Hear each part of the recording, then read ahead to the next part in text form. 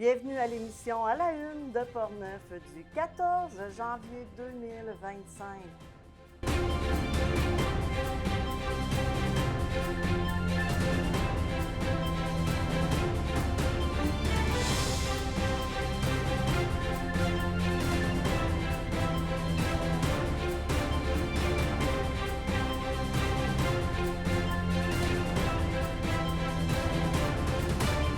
Vos sujets principaux pour cette semaine. Saint-Raymond présente un projet résidentiel intégré le Saint-Joseph et en explique les détails à la population. Fêtons chez nous, édition 2024, a rempli le centre multifonctionnel Roland-Dion de Saint-Raymond le 7 décembre dernier.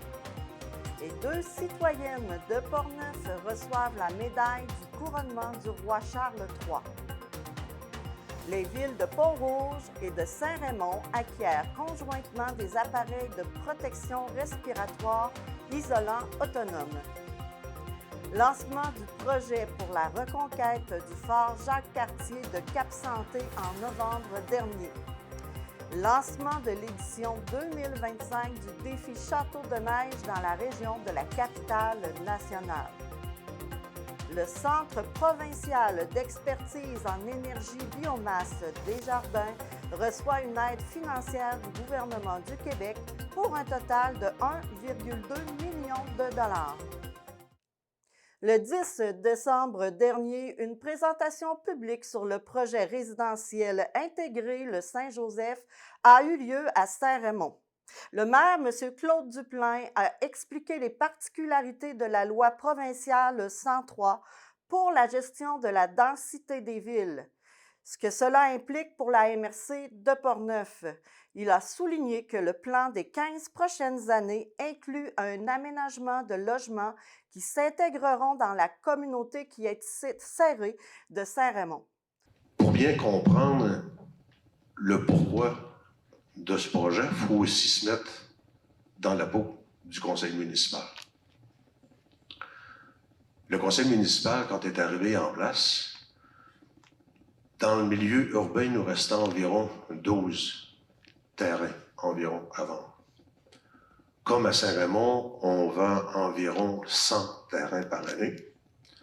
On s'est dit, il faut faire quelque chose parce que c'est beau de développer un projet, mais demain matin, si vous avez l'espace de développer un projet, c'est pas l'année d'après que vous avez des terrains prêts à vendre. Pas nécessairement l'année d'après que vous avez des terrains prêts à vendre.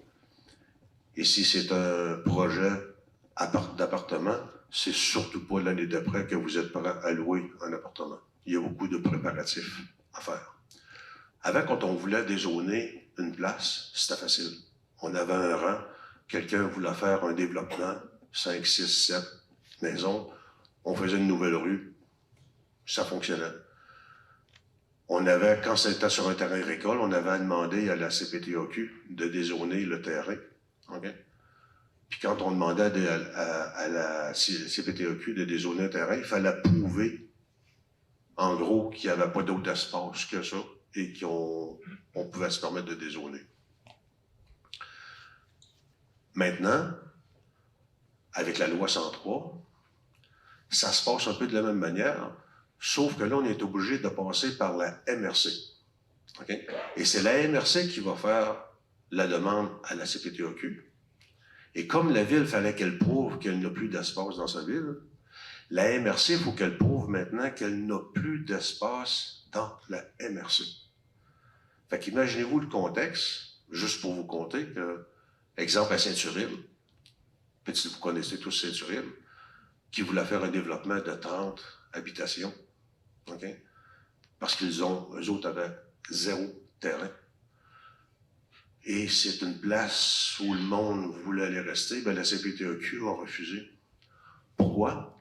Parce qu'ailleurs que Saint-Uribe, dans le comté, il restait de la place.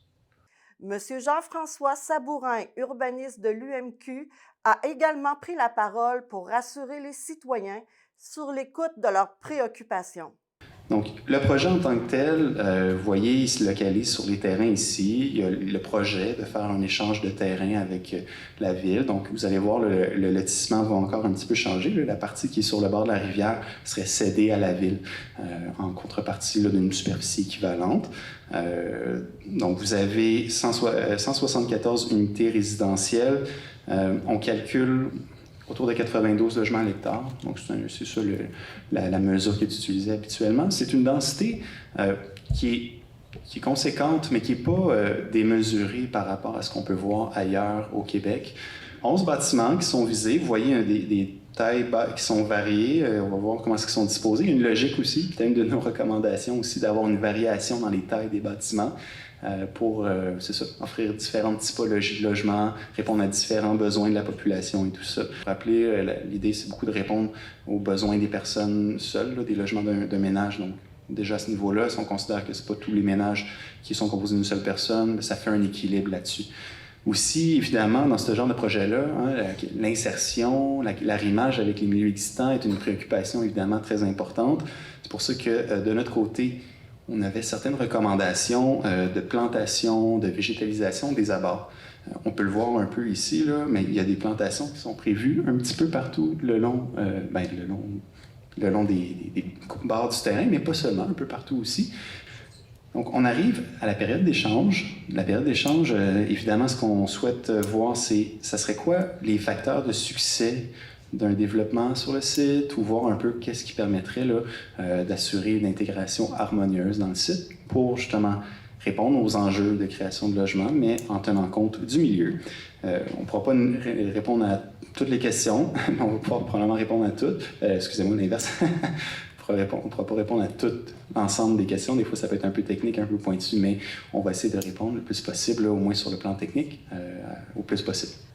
Nous sommes la seule place, et je me le fais souvent dire par des maires un peu jaloux, la seule place où il y a de la croissance possible dans le comté de Portneuf par rapport à l'habitation dans les prochaines années, ça sera Saint-Raymond, si on se fie à la difficulté qu'on rencontre avec la loi 103. Donc, on risque d'avoir beaucoup de gens qui veulent venir rester à Saint-Raymond. Et moi, j'embarque dans ce que je disais tantôt. Je dois y rester, mais y travailler.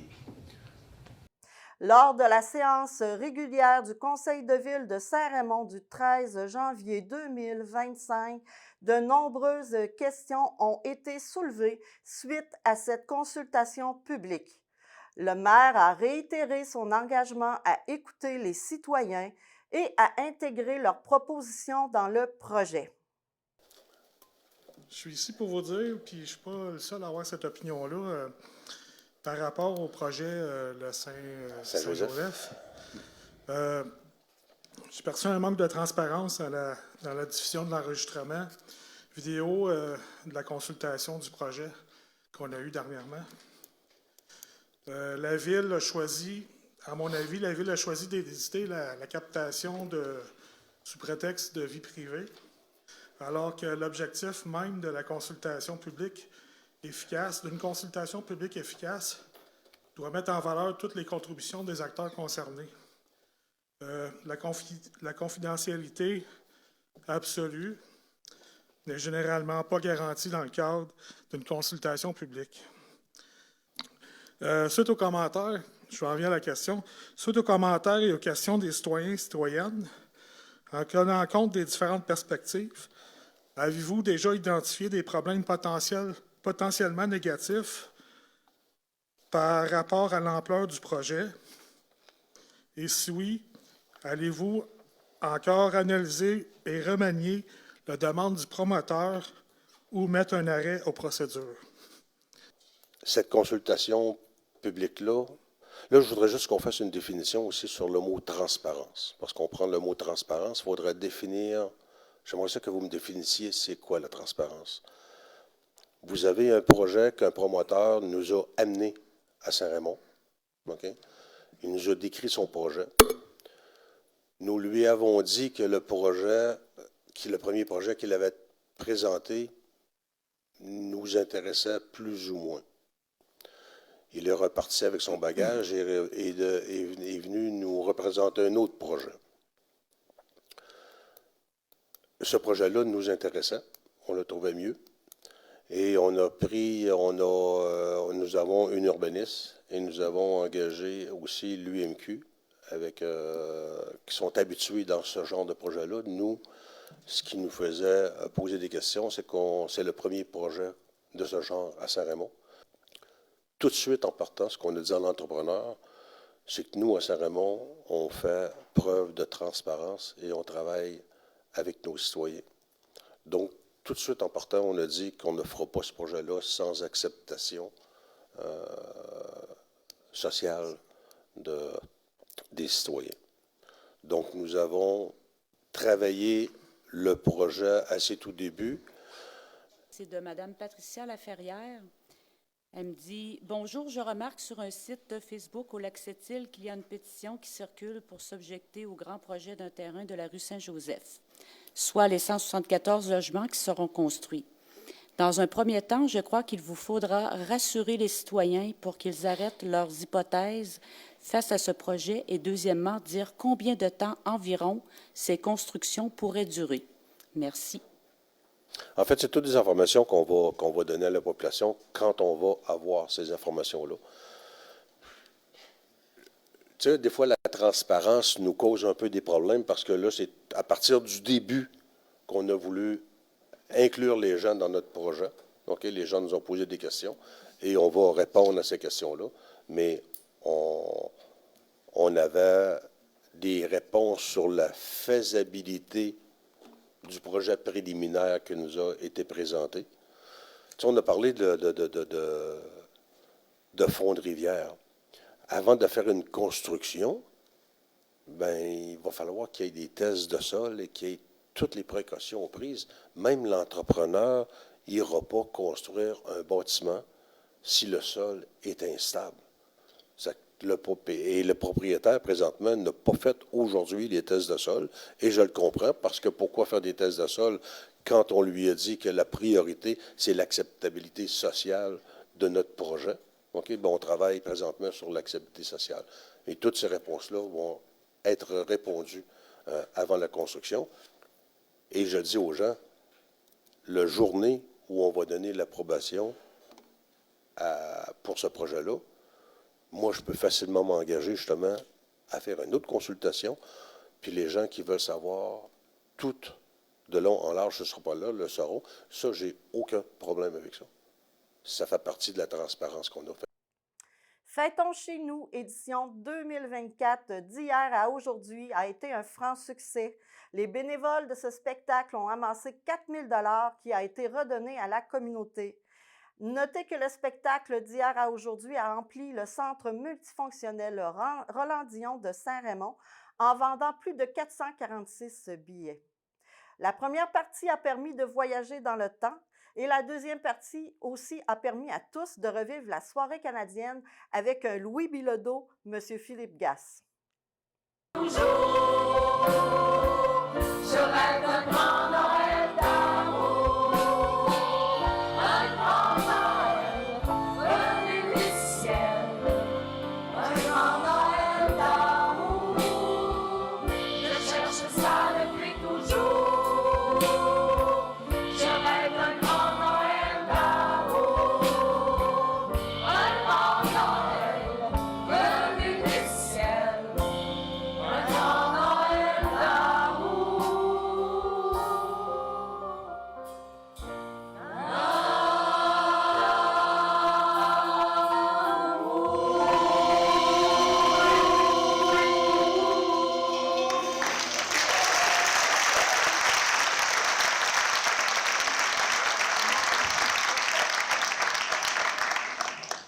Regarde, Rose passée, ces drôles de personnages, leurs vêtements, ils ne semblent pas nous voir.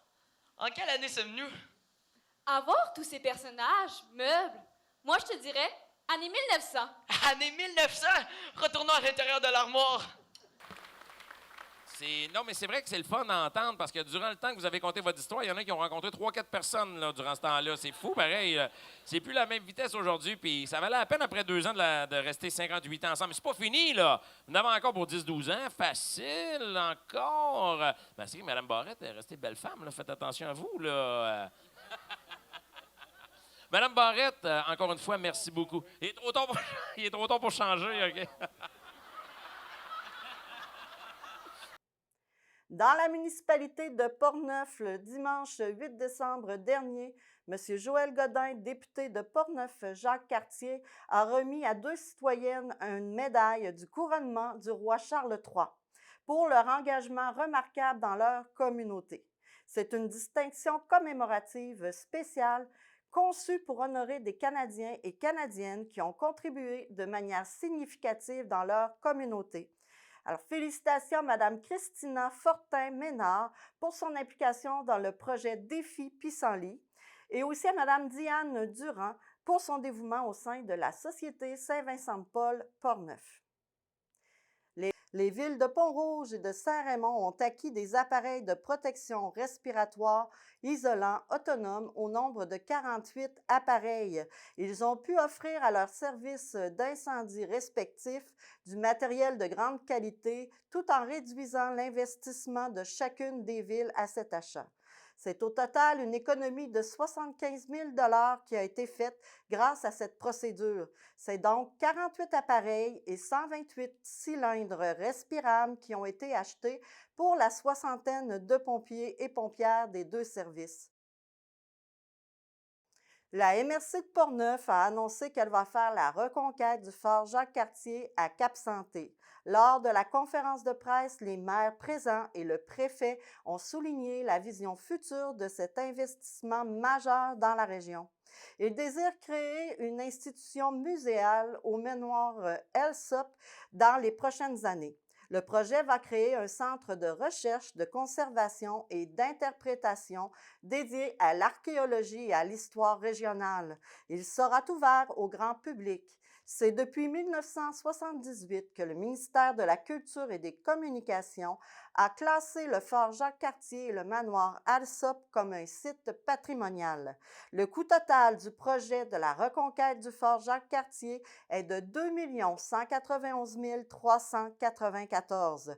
Le manoir Alsop fait partie intégrale d'un ensemble d'immeubles patrimoniaux du fort Jacques-Cartier à Cap-Santé, en bordure du chemin du Roi. Partout à travers notre région de la capitale nationale a lieu comme à chaque année l'édition du défi Château de neige. C'est l'unité des loisirs et du sport de la capitale nationale qui invite tous les citoyens de notre région à s'amuser avec des plaisirs d'hiver en construisant un château de neige. Cela fait 4 années de suite que le défi est lancé pour permettre aux familles de bouger et de s'amuser ensemble en créant un château de neige. Durant toutes ces années, c'est plus de 800 châteaux qui ont été construits, soit par des familles, des amis ou des collègues. Le défi a lieu du 10 janvier au 10 mars 2025. Il vous offre de gagner des prix de participation. C'est un défi gratuit et ouvert à tous. Rendez-vous sur le site internet défichâteaudeneige.ca pour soumettre votre photo de château. Le Centre provincial d'expertise en énergie biomasse Desjardins a été inauguré dernièrement. Le gouvernement provincial, par l'entremise du député de Portneuf, M. Vincent Caron, a fait l'annonce d'une aide financière de 1,2 million, dont plus de 700 000 proviennent du ministère de l'Économie, de l'Innovation et de l'Énergie.